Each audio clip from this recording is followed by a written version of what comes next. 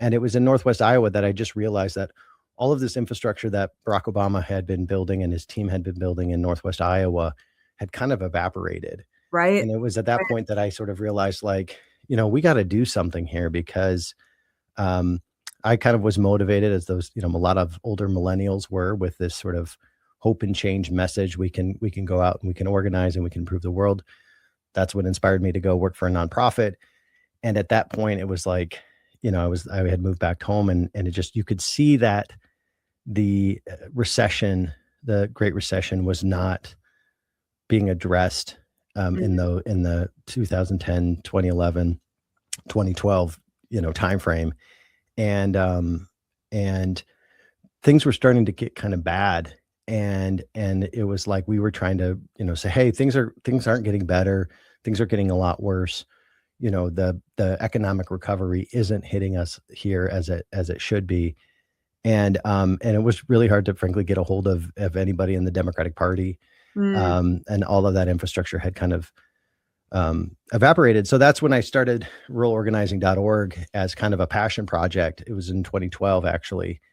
And since then we've gone into this national network, and it's really just rooted in this idea that Democrats live in every county in the country. And oftentimes Democrats in rural areas are not being targeted because they're not seen as part of the base. And so we forget that there's a map here, but we forget that there's actually 20 states in the United States where there are more rural and exurban Democrats than urban and suburban Democrats. And so, we rural Democrats live in these places, and it's just oftentimes nobody's reaching out to us to help get organized or to listen to sort of the issues that we're seeing. And so that's when we sort of started organizing. And it really took off, frankly, in about 2017. Once Trump was elected, that was when people started saying, oh, wait, we got a problem. And so we've really been going strong since 2017, 2018.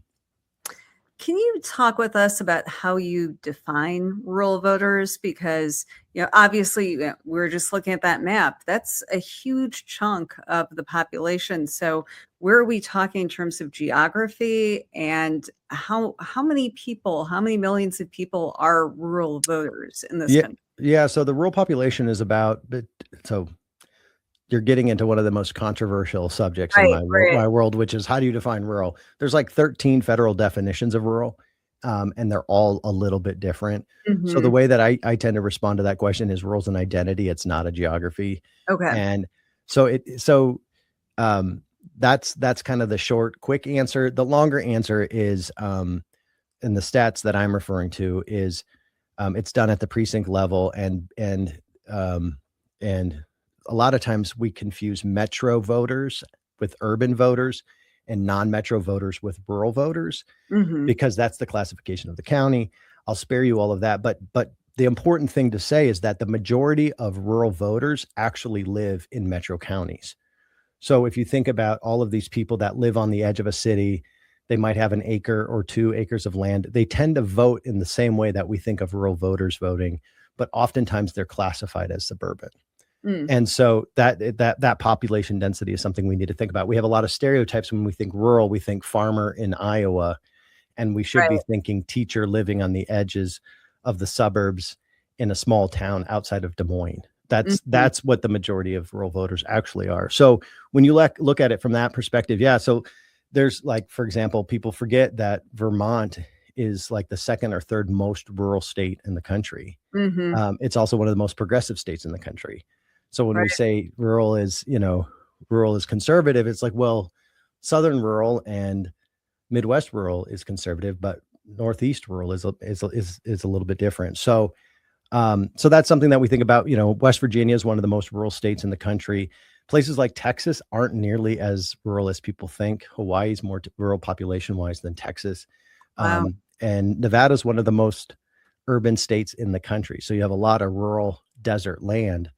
But nobody lives there. So you have to be careful when you talk about the impact of rural voters, because oftentimes we just see these big maps, and that really doesn't tell a story. Mississippi is another. There's like a sea of red out there, but a lot of people don't necessarily live in a lot of those places. Some of them are literal deserts. Right. Yeah. And California has more rural people than any other state. So there's just a lot of complicated things we miss. I think also another important example is Mississippi. There's more rural Democrats in Mississippi than just about any other state. And that's because Wow. it's rural Black voters. And so we have this idea that rural means white because, our ideas of rural are so rooted in kind of Midwest rural that we forget about, especially in the South, but also in the West. We have a lot of indigenous communities. We also have a lot of farm working communities. And those voters are often the most ignored. Yeah. Well, I appreciate you going through some of the definitions. One of the first big newspaper projects that I worked on when I worked for the Cedar Rapids Gazette in Iowa, so I lived there for 10 years, was Iowa. Is it more urban than rural now? And that was very controversial because there are different definitions. And obviously, when you think of rural communities, I think Iowa is one of the states that immediately comes to mind. And it was really fascinating talking with both experts and, people who are living in these areas about their perceptions and their needs, and did it really matter at the end of the day, which, is interesting.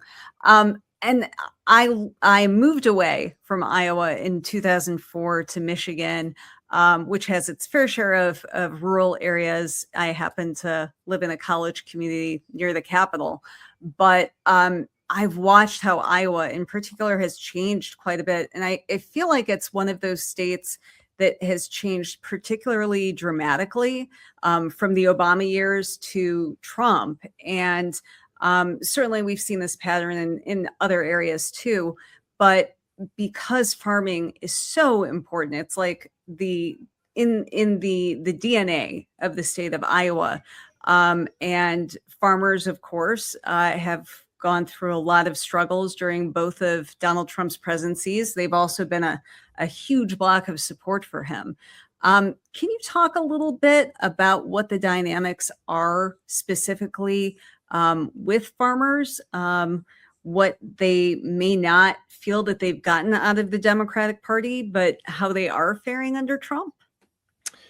Yeah, that's a really complicated question. Also, because the definition of what is a farmer is also fascinating. You have members of the administration that are like billionaires of the Trump administration that claim to be soybean farmers.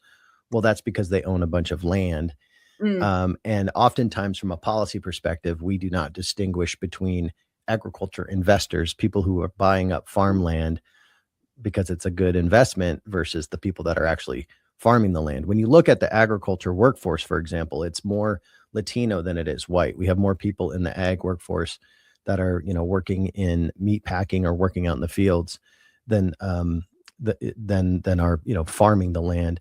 And there's only about 2 million small family farms left. Right. And so with automation and everything that's been happening in agriculture over the last 5 or 6 decades, there's fewer and fewer people doing more and more work. And I think that one of the challenges that we've seen is there's just not a lot of visibility from the Democratic Party in rural places. And the number one thing that we've seen in polling is when good things happen in rural America, voters assume it's Republicans.